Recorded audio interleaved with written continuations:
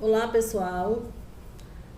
Meu nome é Rani Félix, sou psicóloga e queria iniciar agradecendo o convite da Karine, que faz parte da equipe de saúde mental do CAPS do Bom Jardim, né? Centro de Atenção Psicossocial, que estão fazendo um trabalho de formação, capacitação voltado para as pessoas que trabalham no serviço essencial terapêuticos, certo? E eu queria começar parabenizando pela iniciativa, que eu acho muito importante esse trabalho que vocês estão fazendo, e também pela sensibilidade de perceber a importância que é a formação, né, para quem trabalha com cuidado em saúde mental. Então, acho que isso é fundamental e isso deve ser valorizado e incentivado. Então, obrigada pelo convite, e a minha tarefa aqui é falar um pouco sobre como é que seria o cuidado dentro dessas residências, como deveria ser esse cuidado.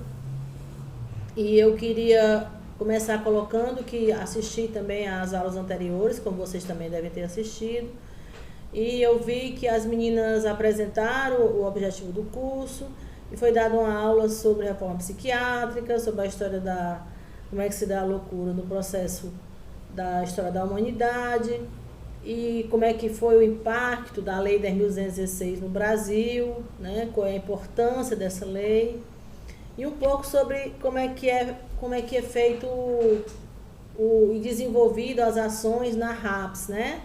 Na Rede de Atenção Psicossocial. Então eu queria começar falando exatamente isso, para vocês que estão dentro da residência.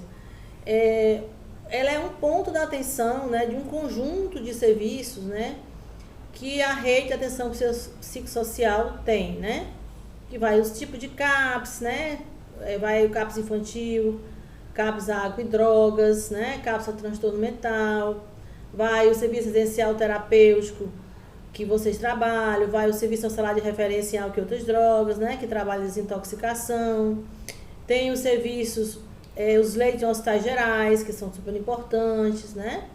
Então, tem uma rede de serviço que é ofertado para as pessoas que estão nas comunidades, nos seus territórios. Para as pessoas que estão asiladas, que estão muito tempo moradoras de hospital psiquiátrico, que existe exatamente esse serviço que vocês trabalham. Então, a primeira questão é essa, que esse serviço ele é muito importante para todo o processo da reforma psiquiátrica. A questão da Lei 10.216, ela traz a importância dos direitos, né, das pessoas com transtornos mentais. Essa lei é fundamental para garantir que esse serviço que vocês trabalham hoje se mantenha. Por quê? Porque é em cima dessa lei que a gente tem conseguido, apesar de muita luta, né, implementar uns serviços de saúde mental comunitários. Então, é precioso, né, esses serviços de residências terapêuticas para quem é morador de hospital psiquiátrico, que passa 10, 15, 20 anos, né, morando em um hospital com total perda dos seus vínculos familiares, né. E Fortaleza tem 3 residências, né. Ainda precisa de mais, porque nós temos ainda pessoas morando em hospital psiquiátrico há mais de 10 anos, né? Mas o que tem hoje são essas 3, então eu espero que cada vez mais a gente possa ampliar esse serviço. Então, uma das primeiras questões que a gente queria tocar também aqui era do porquê da existência dessas comunidades, né? Qual é dessas residências, qual a importância disso? Primeiro, porque se você tem uma população que está cronicamente dentro do hospital psiquiátrico, ela só tem um caminho lá dentro, né? Ou ela vai para uma residência, ou ela vai para um espaço de moradia, ou então ela morre lá no hospital, né? Ela morre, ela vive até morrer, né? Então não tem alternativa. A alternativa que existe são essas, né? Então, assim, por que ela foi criada, que ela foi pensada, né? E como é a característica dela? Primeiro, ela foi pensada para pensar o cuidado de saúde mental fora do hospital psiquiátrico, certo? Porque ela não tinha espaço de convivência comunitária no hospital, ela não tinha ela não tinha família, ela não tem vínculo, então são pessoas que perderam completamente o vínculo familiar. Então, o melhor lugar para você viver é entre as pessoas, né? É entre a sociedade. Todo mundo quer viver entre os seus pares, entre sua família, próximo das pessoas que você gosta. As pessoas que estão também internadas de longa permanência em hospital psiquiátrico também, se for dado a elas o direito de escolha, né? Elas vão também querer isso. Então, o conceito que acho que está, digamos assim, oficialmente dado pelo Ministério da Saúde é que o serviço residencial terapêutico ele é ou residência terapêutica ou simplesmente moradia, né? São casas localizadas no espaço urbano, né? Na cidade, nos bairros, constituída para responder a quê? Responder a necessidade de moradia das pessoas. Elas não são construídas por outra razão, é para isso. Então, elas são preferencialmente para quem está institucionalizado, ou seja, que viveu a vida toda em instituição. Mas elas também podem ser, digamos, ofertadas para pessoas também que não estejam institucionalizadas, que a gente vai ver um pouquinho mais à frente. Então, ela tem um princípio básico, né? Que ela deve garantir o convívio social, a reabilitação social e o resgate da cidadania do sujeito, né? O que é isso, esse negócio de resgatar a cidadania? Resgatar a cidadania é oferecer para a pessoa o direito básico, que para a gente é rotina, para essas pessoas não são. Por exemplo, a pessoa poder fazer uma escolha de ir numa padaria, por exemplo, né? Ela está numa casa e poder exercer seu direito de ir e vir, né? Ela poder ir no posto de saúde se ela precisar, ela poder ir numa feira livre, comprar algo que ela queira, né? Então, poder ir no supermercado comprar um shampoo, alguma coisa. Então, ela tem um benefício que ela recebe, ela tem o direito de circular, de resgatar esse direito de cidadania, de ser cidadão, né? E ser cidadão significa ter esses direitos e também a possibilidade de conviver com o outro no mesmo espaço. Então, essa questão do convívio é fundamental para um trabalho em residências terapêuticas. Então, tem que pensar, por exemplo, no meu dia a dia, o que eu estou fazendo para contribuir com isso? Como é que está esse serviço? Como é que está esse projeto, né, de organização do serviço, que a gente chama, no nosso linguajar mais técnico, né? Como é que está o projeto terapêutico do serviço? Que nada mais é do que como é que eu estou organizando essa casa, né?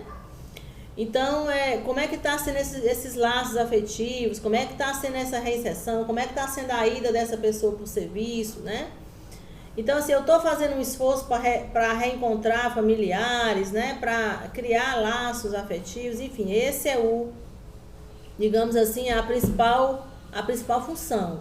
Então, esse digamos que é o principal objetivo, né? É a principal razão de ser das residências, tá? Ou seja, um lugar de morada. Para quem? A pessoas egressas. Quer dizer, o que quer dizer egressas? Que voltaram do hospital psiquiátrico, que saíram do hospital psiquiátrico. A gente fala egresso do hospital psiquiátrico, egresso do sistema prisional, é aquelas pessoas que ficaram presas muitos anos e saíram para a comunidade. Elas também são egressas, elas saíram dos espaços fechados e vieram para aí. Então, a gente tem, eu vou mostrar aqui, durante a minha apresentação, alguns modelos de serviço residencial terapêutico, certo? A gente tem um modelo tipo esse, que é mais uma casa mesmo, um lugar de convivência, mais casa, que dá aquela sensação de mais intimidade, de estar pertencendo a uma casa. Quer dizer, eu morei vários anos no hospital psiquiátrico, agora me juntei com outros colegas na mesma condição, e fui para uma casa. Quer dizer, não há nada mais legítimo do que o lugar da morada, né? Aí eu tenho esse estilo também, mas eu também, às vezes, tenho uns estilos mais formalizados, mais formais, com mais cara de serviço de saúde. Então, a gente tem no Brasil uma mescla nisso. Nem todas as residências terapêuticas elas são iguais, né? Elas têm, às vezes, modelos diferenciados. Tem umas que se parecem mais com o serviço de saúde, outras que se parecem mais com a casa, né? Então, a ideia é que a casa, ela seja, ao mesmo tempo, um lugar onde eu me sinta dentro dessa casa, eu me sinta pertencente a isso, Mas ela também é um lugar onde você pode ter algum espaço terapêutico, principalmente para aqueles que estão mais fragilizados. Mas repetindo aqui o que está na portaria, né? Aquele slide anterior eu coloquei um pouco o que está no site do próprio Ministério da Saúde, que define assim. Aqui eu estou trazendo mais o conceito da portaria, que foi publicada, que ela fala que também são moradias, que elas têm que estar inseridas nas comunidades, né? Ela não pode ser escondida, né? Você não pode colocar num lugar escondido, isolado. E para quem está internado em hospital psiquiátrico, para você ir para uma residência, você tem que ter pelo menos 2 anos ou mais de internação sem saída, né? Ininterruptos, quer dizer, sem sair da residência. E eles podem vir dos hospitais psiquiátricos, podem vir dos hospitais de custódia, né? Pode vir de qualquer instituição fechada, né? E pode também, excepcionalmente, ser indicada por algum CAPS dentro de um determinado projeto terapêutico, quer dizer, determinada necessidade de cuidado, que algum usuário especialmente possa ter, né? Que eu vou também colocar mais na frente. Então, elas são sempre pensadas como alternativa de moradia em qualquer lugar que você leia sobre essa discussão. Elas são pensadas como lugar de moradia, não é lugar de exclusão, não é lugar para ser manicomializado, né? É lugar para ser um lugar de moradia, um lugar de cuidado. Então, esse aqui é outro modelo, como eu falei para vocês, né? Modelo diferente. Agora, eles podem até ter, isso que é importante vocês entenderem, eles podem até ter um modelo mais residencial, pode ter um modelo assim mais, digamos, de parecido posto, né? São fisicamente diferentes, mas o mais importante, né, do que o espaço físico, eu defendo a ideia de que o espaço físico, quanto mais ele for aconchegante, mais casa, melhor, né? Porque eu me sinto melhor morando numa casa do que morando num espaço muito, digamos assim, um espaço que pareça um posto de saúde, né? Eu prefiro um espaço mais humanizado e tal.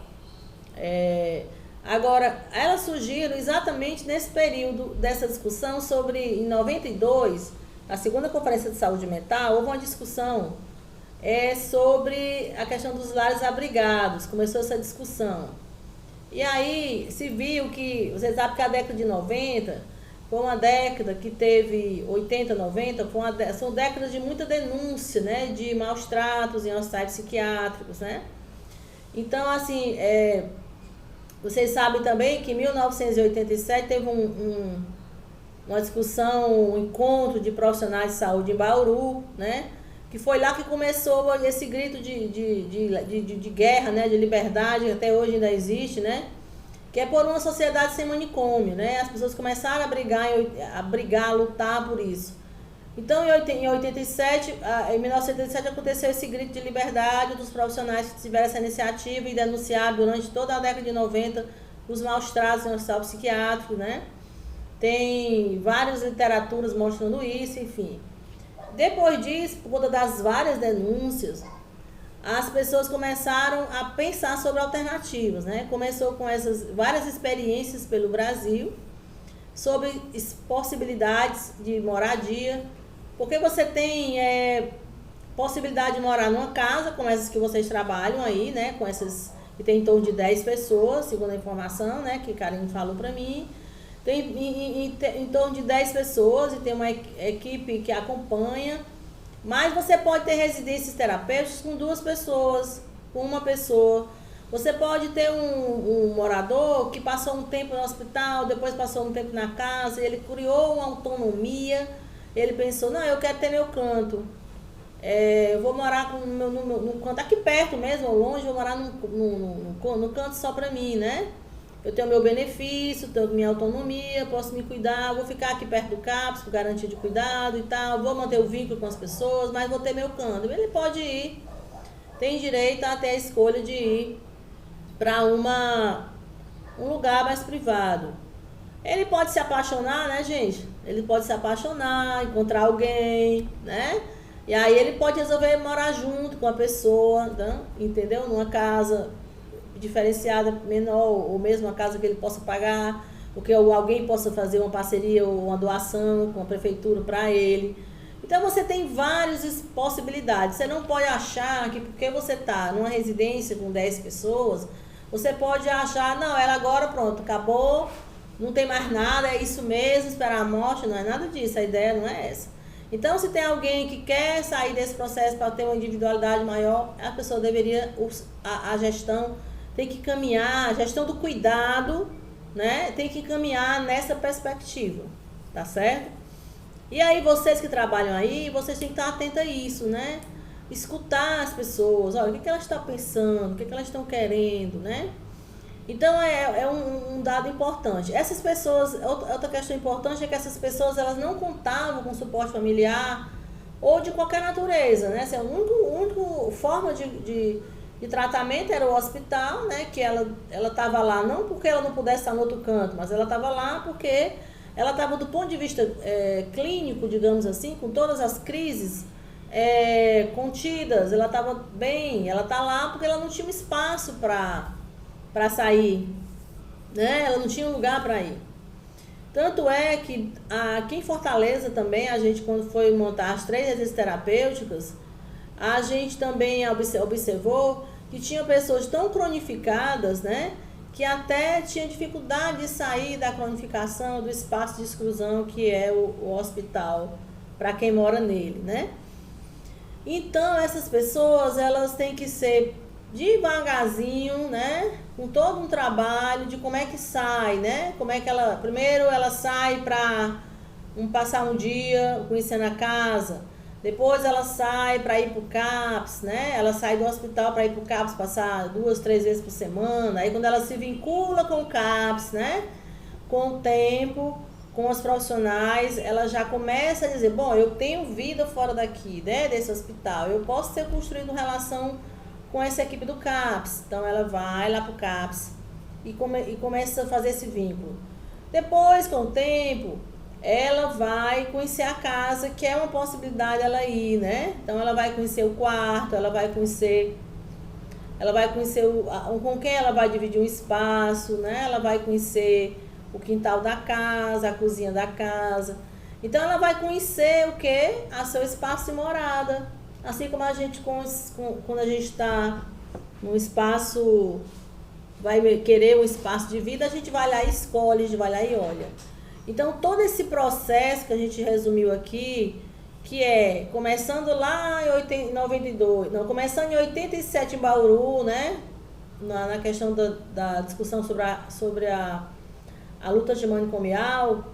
Aí passa a segunda conferência, passa a primeira, a segunda conferência nessa discussão e se chega hoje a essa realidade que é ter essas possibilidades de casas para moradias, embora essa política de saúde mental, ela por várias razões, inclusive de financiamento, né, ela tem muitas limitações, né, assim, a nível federal o incentivo é muito baixo, então termina que sobra mais para as prefeituras esse financiamento.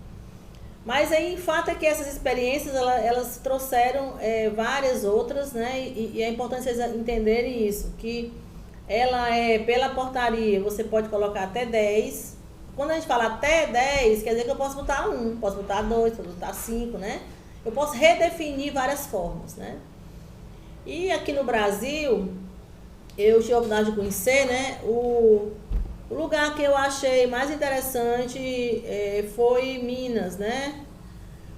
Belo Horizonte, a capital, eles têm um trabalho muito interessante e eles têm essas residências que eu estou falando aqui, né? Residências de vários modelos, né? Muito interessante e numa perspectiva não manicomial.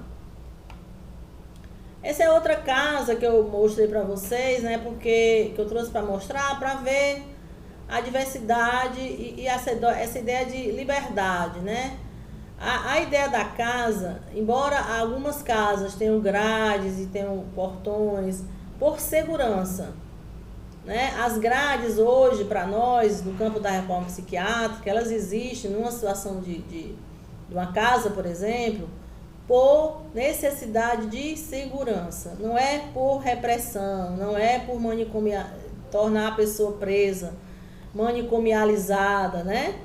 Então não é isso. Então a ideia de liberdade, a ideia de poder circular na cidade é muito importante. Essa coisa de como é que se constitui, né, o olhar da comunidade sobre a pessoa que tem transtorno mental, que está fora do hospital. O CAPS ele tem uma responsabilidade enorme sobre isso.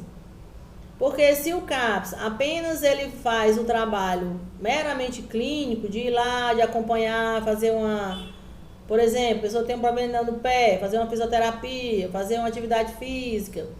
Ou se ele vai lá meramente fazer uma visita, né, e não trabalha essa pessoa para fora da casa, ele também corre o risco de estar fazendo as famosas práticas manicomiais, né? Para vocês que estão me ouvindo aqui, das residências, né? Que essa aula foi pensada para vocês, né? Essa aula, não, na verdade, essa conversa, que eu acho que vocês sabem até mais do que eu sobre o cotidiano. Faz tempo que eu não entro numa residência, mas eu entrei bastante.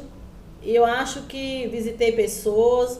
Eu acho que cabe muito aos profissionais fazer essa conversa com a comunidade, né? Essa conversa é muito importante, porque senão as pessoas ficam dentro das suas casas, né?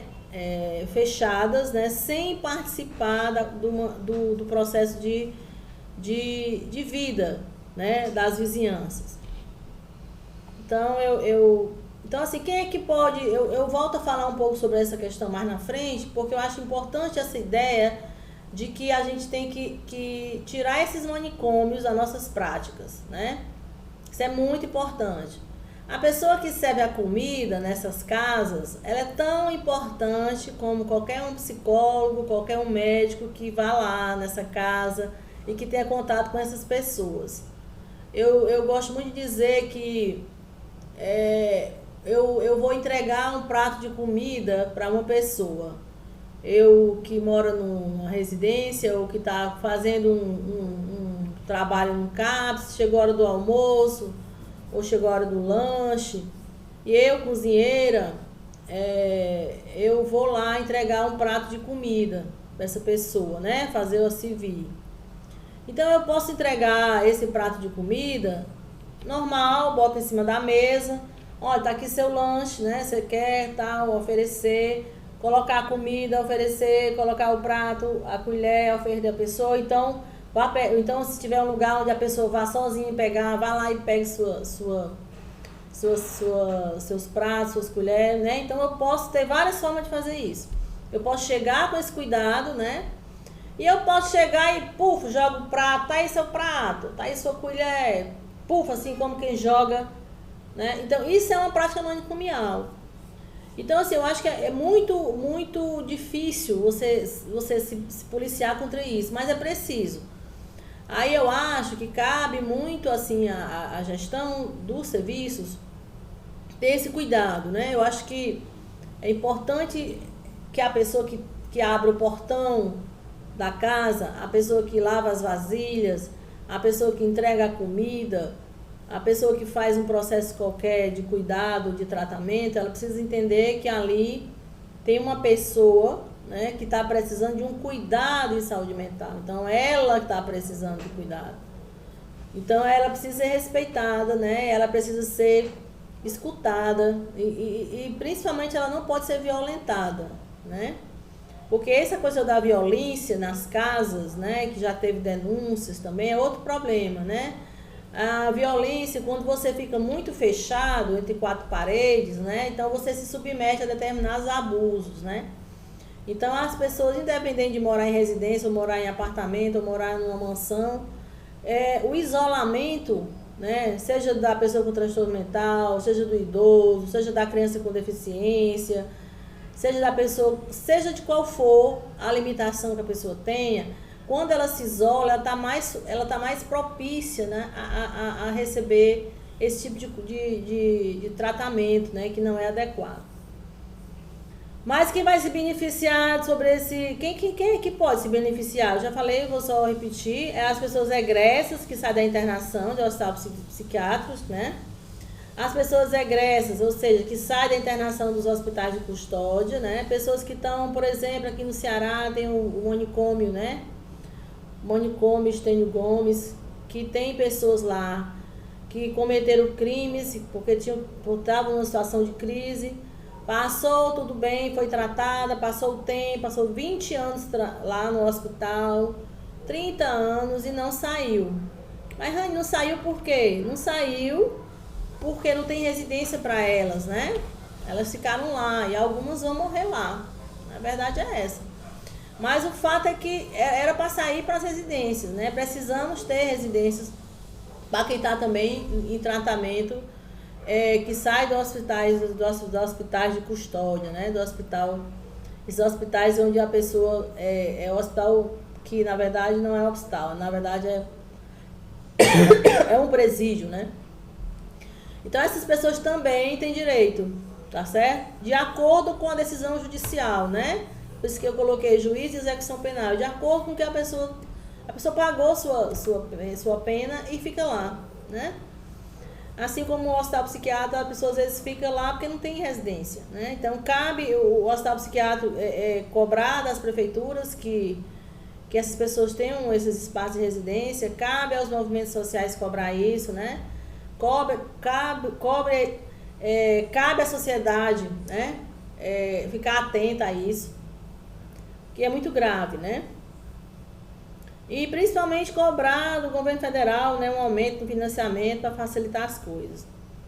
Então, pessoas em acompanhamento no Centro de Atenção Psicossocial CAPS, para os quais o problema da moradia é identificado por sua equipe de referência, com especialmente estratégico no seu projeto terapêutico. Cada CAPS, os pacientes mais graves, eles devem ter os seus projetos terapêuticos, né? Que é como é que eu cuido dele, né? Eu não cuido todo mundo igual, né? Eu tenho algumas ações que é comum para todo mundo, que eu posso ofertar e as pessoas podem querer aderir, né?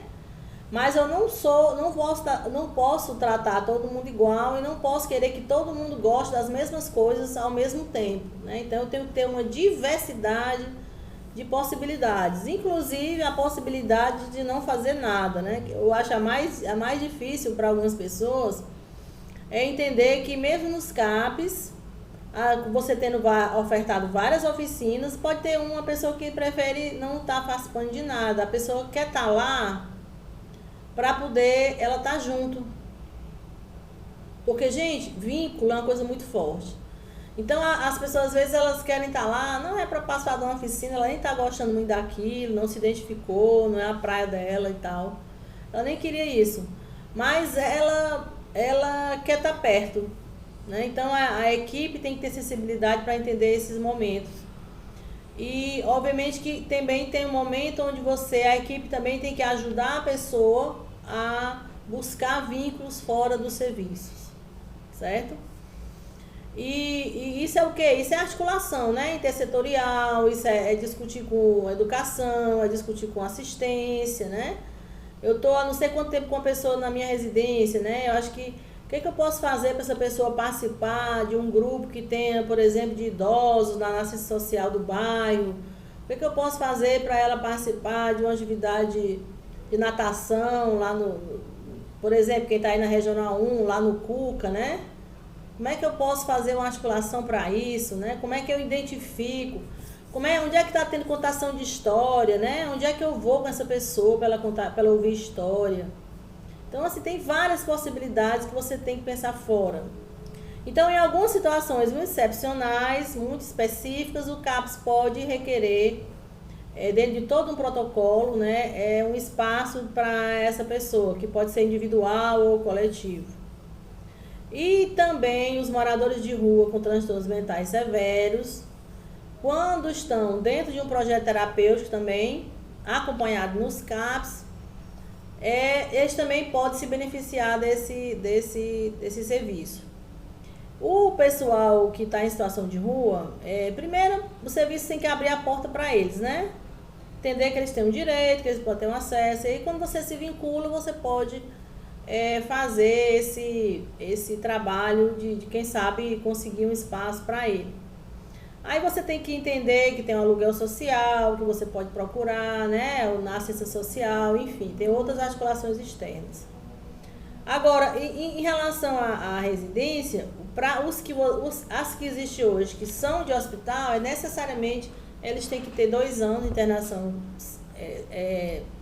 direto, sem parar, como eu falei, né? E tem que vir a partir dessa parceria e desse processo todo que eu falei no início.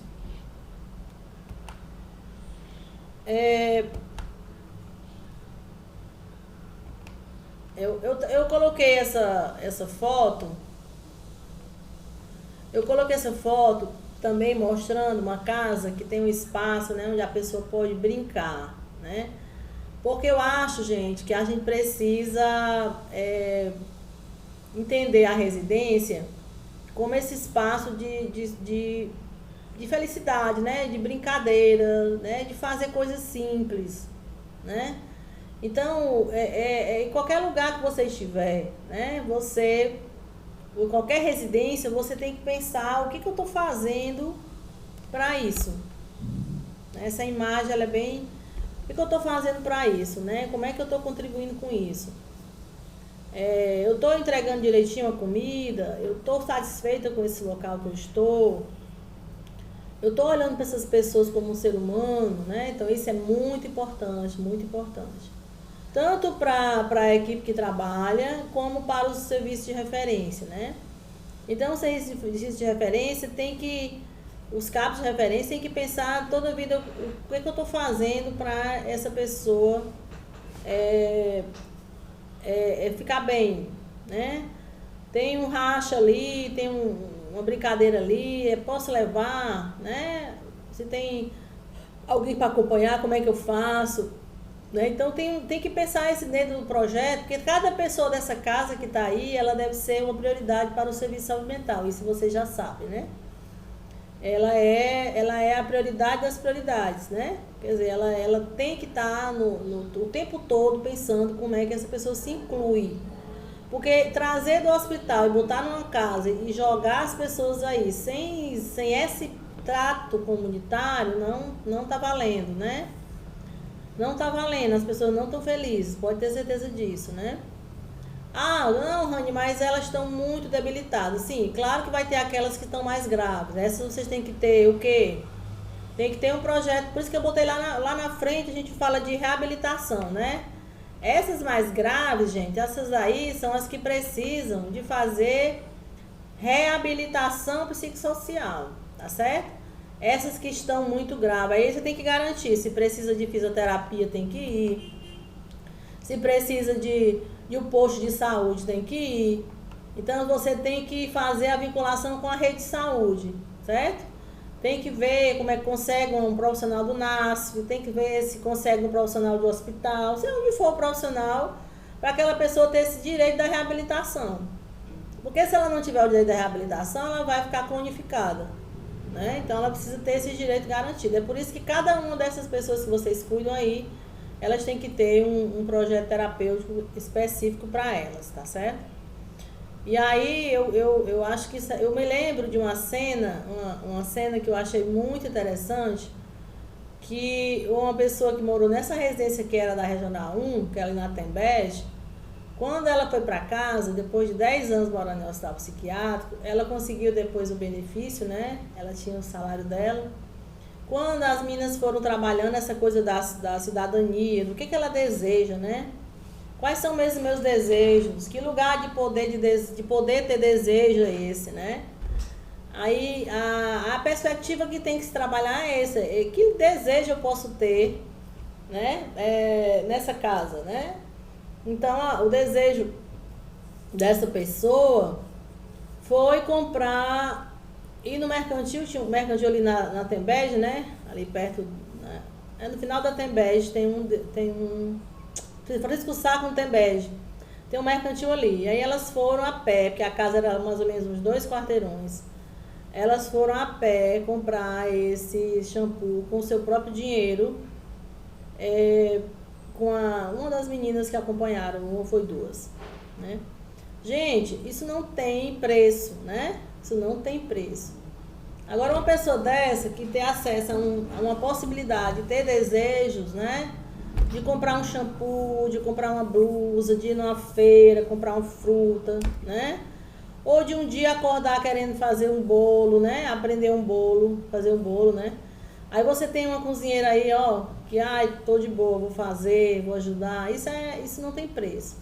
Então, a casa, ela tem que ser, as residências terapêuticas, elas têm que ser lugares de desejos, forma de querer vida, né? Porque as pessoas não tinham vida, a vida anterior era uma vida completamente isolada, cronificada, sofrida. Então elas estão numa casa dessa para poder ter desejos, né? Outra coisa que eu acho importante é você poder fazer escolhas, né? Você não pode, a equipe, demarcar, obrigar, dizer para a pessoa tudo que ela tem que fazer. Você tem que proteger a pessoa dela se ferir, né, se machucar, mas você tem que deixar ela fazer escolha. Então, eu não posso dizer para a pessoa tudo que ela deve assistir na TV, tudo que ela deve ouvir de música. Ela tem que fazer essa escolha. Alguns podem querer ter um televisor na sua casa, no seu quarto. Isso deve ser respeitado. Uma pode querer dormir mais tarde, né? Então, é preciso ter isso, é preciso ter essas possibilidades de escolha. Não pode ter esse negócio de fazer todo mundo uma fila para tomar banho na mesma hora, né? Por que não pode? Porque não pode, simplesmente porque as pessoas não necessariamente têm necessidade de tomar banho todo mundo na mesma hora, né? Assim como nas nossas casas, cada um vai tomando banho na hora que quer, né? Então, você tem relativamente uma agenda, mas não pode ser uma agenda que sufoque a pessoa. Porque se você ficar fazendo isso, a casa se transforma num lugar, certo? De práticas manicomiais. Então, se só tiver uma TV, você tem que negociar na Assembleia, né? Vou logo falar disso. Assembleia da Casa. Gente, a Assembleia da Casa é importantíssimo. Eu não sei se vocês têm aí, mas se não tem, essa coisa da Assembleia é um lugar de, tá aqui, realizar assembleias para discutir a própria rotina. Essa coisa da Assembleia, ela envolve os próprios moradores e as pessoas que trabalham lá. Tá? Agora, essa relação profissional e morador, ela tem que ser muito equilibrada. A casa, ela não é dos profissionais, a casa, ela é dos moradores. Então, a casa não pode ser um lugar que eu digo tudo que eu quero fazer, eu digo eu trabalhador, né? Então, assim, só para deixar claro, os mais graves, que estão numa situação mais grave por conta da velhice, ou por alguma doença, alguma comorbidade clínica, ou porque está acamado, esses aí tem que ter direito à reabilitação. Você vai atrás, seja onde for, no posto de saúde, onde é que for, tem que arrumar. Esse é o mais das prioridades. E os que estão em condição bem, né, saudável do ponto de vista clínico e tal, e também do ponto de vista da saúde mental, está, digamos assim, numa condição saudável, né, ou equilibrado, ou tranquilo, né, ou com rotina igual a gente, essas pessoas, elas têm que discutir suas rotinas. Eu sei que para algumas pessoas é difícil, né? Mas é preciso fazer isso. Eu acho que a gestão, ela, de certa forma, nesse aspecto, ela tem que deixar claro quais são os paradigmas. Paradigma, gente, quais são os meus... É como se fosse a minha meta, né? O que eu tenho como... O que eu defendo? Meu paradigma é esse, eu defendo isso. Eu defendo que as pessoas possam se organizar. E eu tenho esse paradigma de quê? Do direito da pessoa que tem transtorno mental circular na cidade. Isso é um paradigma da reforma, né? Isso é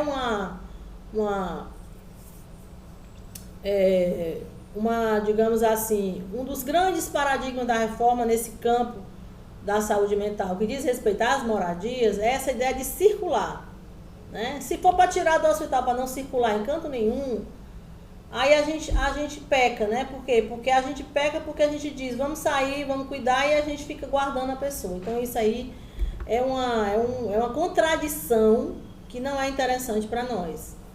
Nós que somos profissionais da saúde mental, que defendemos o direito à liberdade, que defendemos o cuidado em liberdade, né? Que defendemos, digamos, uma saúde mais humanizada, que defendemos uma interação comunitária, etc. Então, resumindo assim, é um espaço terapêutico sem deixar de ser casa, entendeu? Ele, ao mesmo tempo, ele pode ter uns locais extremamente importantes para esse espaço terapêutico, mas não pode deixar de ser casa, tá? Um exemplo que eu gosto muito de dar, quando você tem um familiar idoso, que eles ficam acamados, as pessoas vêm, as pessoas fazem o cuidado do idoso na sua casa, né? Na casa dele, mas ele continua sendo a casa do idoso. Nunca deixou de ser a casa do idoso, né?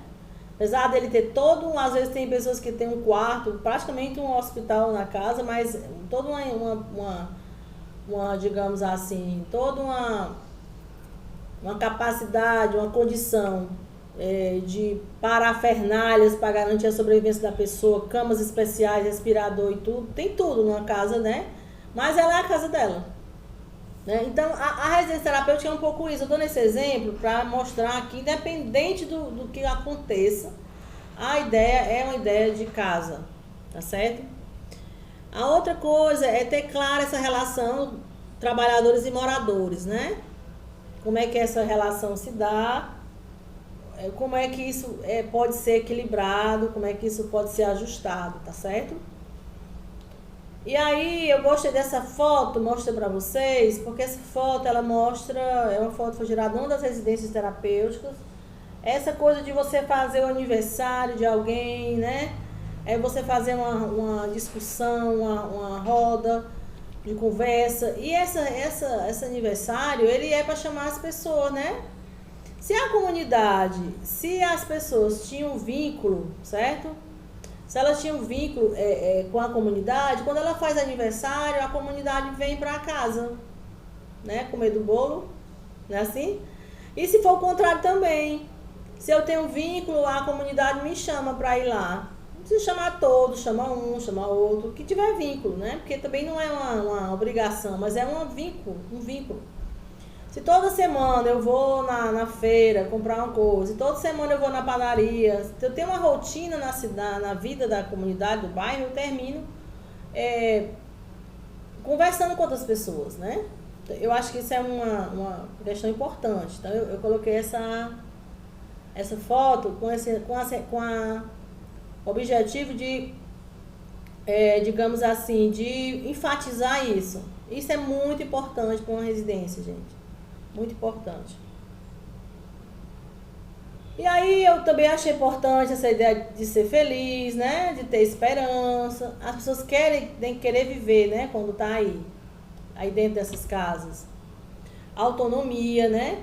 Já falei sobre isso. Autonomia é muito importante, né? Então, assim, eu tenho que... Nós, profissionais, nós temos que resistir, né? Essa tentação que a gente tem de querer resolver o problema do outro, a pessoa com transtorno mental. Então você tem que resistir a isso. Você tem que dizer assim, vamos fazer junto. Você tem que estar... É como uma pessoa que está do lado. Eu estou do lado, mas eu não estou sobrepondo a pessoa. Porque se eu sobrepor a pessoa, se eu ficar por cima dela, não deixar ela falar, não deixar ela fazer escolha, eu estou tirando dela a razão de ser dela estar aí, né? Que é a necessidade de autonomia, né? Da pessoa, do ser humano, enfim. Outra coisa que eu acho, como já falei também, frequentar as rotinas comunitárias, isso é importante. Participar sempre que puder das agendas que o CAPS faz, né? O CAPS faz umas agendas interessantes e tem que fazer as oficinas. A pessoa pode ir, por exemplo, fazer uma oficina vamos supor que tem uma oficina de bordado, uma oficina de pintura. Quem é que na casa gostaria de fazer essa oficina? Ah, eu gostaria. Ah, tá, eu não gostaria. Pronto, quem não gostaria não vai, tá? Aí não é porque, por exemplo, tem vaga no curso de pintura. Aí a coordenadora do CAPS mandou dizer que era para ir todo mundo. Não, não é para ir todo mundo. Por quê, meu povo? Porque as pessoas têm que desejar. Nós somos seres desejantes, não é isso? Então, se eu não deixar a pessoa querer, desejar, eu vou estar fazendo o quê? Tirando a autonomia dela e vou estar sendo manicomial, né? Porque o pior manicômio que tem, todo mundo já deve ter escutado isso, né? São os manicômios mentais, esse que está na nossa cabeça, né? Não é fato de... Por isso que eu falei no início, que embora eu pessoalmente, eu como gestora e como já da pessoa da militância, eu sou mais uma casa assim, né? Com essa casa, ou uma casa assim, tá? Mais aberta, que dá a ideia de liberdade, de participação comunitária, do que uma casa assim, né? Que dá a ideia de hospital, de posto. Mas, independente disso, isso aí é uma coisa importante que eu faria dessa forma, mas não é isso o mais importante.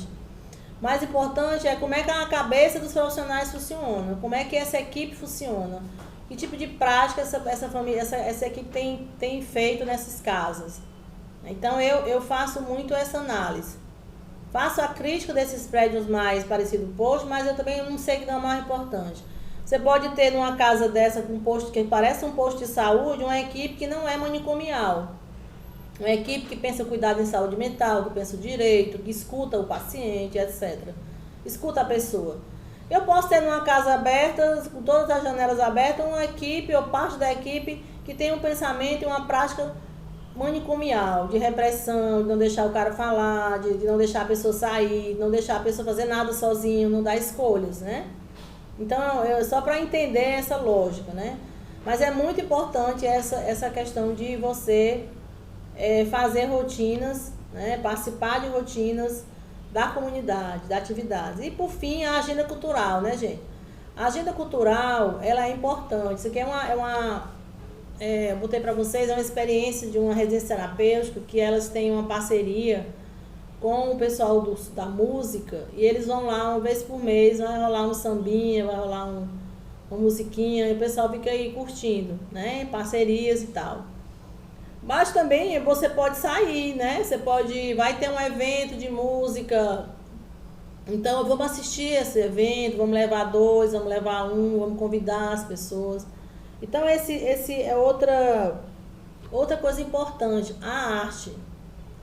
A gente trabalhou muito um projeto chamado Arte, Saúde e Cultura, né? Que é uma relação muito interessante, porque a saúde mental ela tem tudo a ver com cultura e com arte, tudo a ver, tá? Então, o que vocês puderem pensar para essas pessoas poderem participar da agenda cultural, eu falei agenda cultural, qualquer agenda que tenha, pode ser um aniversário que tenha, pode ser um carnavalzinho ali para assistir o Doidetu passar na avenida, né? Aí, aproveitando, né, não posso deixar de falar do Doidetu. Doidetu é o bloco, vocês sabem, né? Nosso bloco aí da saúde mental. Foi criado lá atrás, em 2010. E é o bloco que arrasta multidões, né? Arrasta muitas pessoas. Mas tem que arrastar principalmente o povo da saúde mental, o pessoal que está no serviço de saúde mental, o pessoal que está nas residências. Rani, mas não dá para levar todos, não precisa levar todos, né? Mas pode levar quem quer ir, né? Aí eu acho que isso é uma tarefa importantíssima, né? E não podemos deixar de forma nenhuma de fazer isso, né? De levar as pessoas para a vida, para a alegria, né? Para a participação, tá certo? Então, gente, eu fiquei revendo aqui várias coisas, achei importante. Espero ter contribuído com vocês, né, nessa discussão. Eu optei por fazer uma discussão mais, digamos assim, conceitual, né, falando um pouco mais do que é a essência, de fato, da residência. Eu falei assim, sem muito dar nomes, mas estou falando aqui de um discurso da reforma psiquiátrica, né? Do discurso que defende o direito, um discurso que defende o cuidado aberto, né? E comunitário. Qual o conceito de CAPS, né? Serviço aberto e comunitário, né? As residências terapêuticas também, ela tem a mesma lógica, o mesmo paradigma. O paradigma da reforma é esse. é estar com pessoas, é vincular com a cidade, é vincular com a comunidade. Tá certo? Mais uma vez, obrigada, tá certo? Por a escuta. E se alguém tiver alguma dúvida, eu disponibilizo meu celular, que está aí na primeira página, no primeiro slide, tá certo? Ou vocês falem com a Karine, se quiser perguntar alguma coisa específica, se quiser passar um áudio, perguntar no vídeo, se quiserem perguntar no particular também, podem ficar à vontade, vocês são bem-vindos, né? Porque antes de ser uma gestora, eu também sou uma militante, né, da luta antimanicomial, e faço isso aqui por vocês, por nós, né? Pela saúde mental, pelo cuidado aberto e comunitário, tá certo?